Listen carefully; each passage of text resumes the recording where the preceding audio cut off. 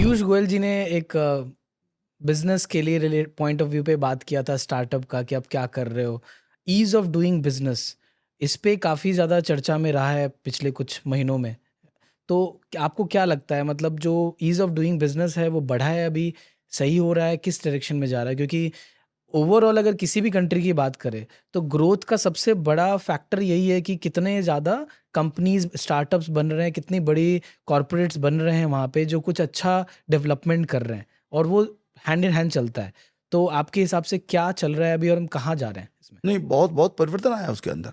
हम्म। ये तो है कि हमारा जो रैंक होती थी वो हम्म। 150 से ऊपर होती थी दुनिया के अंदर, फिर वो 60 से नीचे आई और भी नीचे आई। अब धीरे धीरे अब वो स्टेप जरा धीरे धीरे होंगे। एक तो हमने बिग लीप तो हम ले चुके हैं, हम्म। और बराबर ईज ऑफ डूइंग बिजनेस हो या यहाँ के अन्य कानून हो, हम्म। उसको हमने बहुत संशोधन भी किया है। देखिए, विकास है जो जब हम करते हैं तो समस्याएं तो निरंतर नई नई प्रकार की आएंगी। अब आज जो है क्रिप्टो करेंसी का विषय हो गया कहीं पर, या कहीं पर ये एआई का विषय हो गया, हम्म। या अब सेमी कंडक्टर का ही विषय है, या सारे विषय चीजें आएंगी।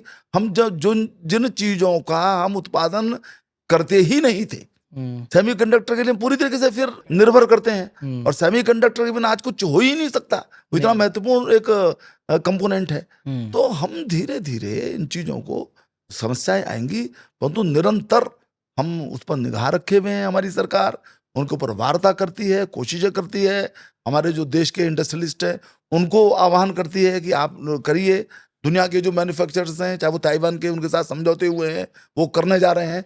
ये जो सारी चीजें हैं, तो मैं समझता हूं कि ईज ऑफ डूइंग बिजनेस भी उसका एक हिस्सा है, और पहले के मुकाबले बहुत अधिक परिवर्तन आया है। और आज दुनिया ये मानती है कि दुनिया की इकोनॉमी के अंदर भारत एक ब्राइट स्पॉट है, और इसीलिए आज दुनिया के अंदर सारे जो देश हैं उनकी जो जीडीपी की ग्रोथ रेट है, हम सबसे ज्यादा हमारी है।